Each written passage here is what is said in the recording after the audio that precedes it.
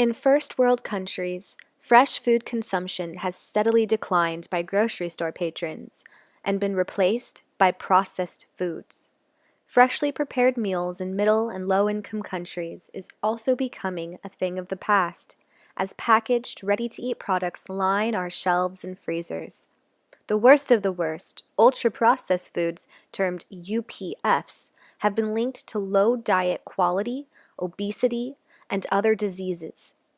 Hi, I'm Michelle Wendt, and I'm here to give you the reasons why processed foods production should be limited by the government in order to improve the overall health of Americans. One of the major problems, as identified by A. Aguirre and co-authors of research paper exploring the understanding of the term ultra-processed foods by young consumers, there's a current lack of public information regarding the dangers of eating processed foods. Recent research has shown the negative effects of over-processed foods on the general public and the toxic levels they create. We learned through an article titled Interactions Between Polyphenols and Polysaccharides, Mechanisms and Consequences in Food Processing and Digestion by Katharina MGC and co-authors, that fruits and vegetables are processed to the point of poor bioavailability and extractability of nutritious components. Eating raw fruits and vegetables is always superior nutritionally than eating them after they are processed. Bakery products and pasta are staples of the American diet. Yet as exposed by Amelia Keller, Boll, and co-authors of an article published in Food and Chemical Toxicology in March of 2016, they found consumption of these items could lead to cancer. Mycotoxins are present in wheat and wheat products, and the type aflatoxin B1 has been classified as carcinogenic or cancer-causing. Exposure to these products poses a risk to the American people. There are strong viewpoints in support of benefits of food processing, yet there are equal facts to prove their fallacies.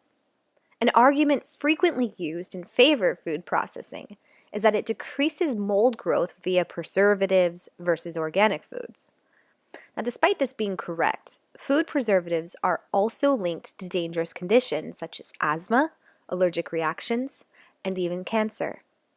Food processing is contended to be beneficial to those with food allergies, yet research provided by Sandra Andrews-Saitit and co-authors of Effect of Diet and Maternal Education on Allergies Among Preschool Children, a case control study, shows children who consumed raw fruits, vegetables, and nuts 3 times per week were at a lower risk for wheezing and eczema.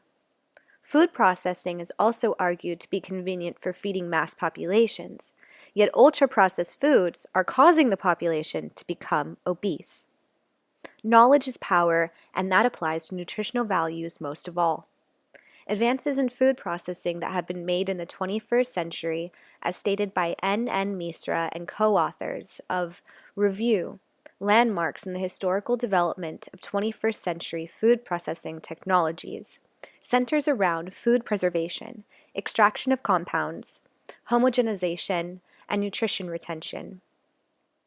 With increased government control, we can ensure advances are made in the right areas of research that preserve the integrity of the food being processed without introducing dangerous chemicals.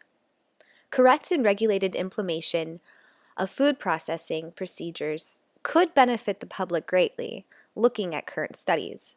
Research available on celiac-friendly processing, as done by Aurélie Juanin and co-authors of Food Processing and Breeding Strategies for Celiac-Safe and Healthy Wheat Products, show food processing techniques to produce low-gluten, immunogenic products already exist.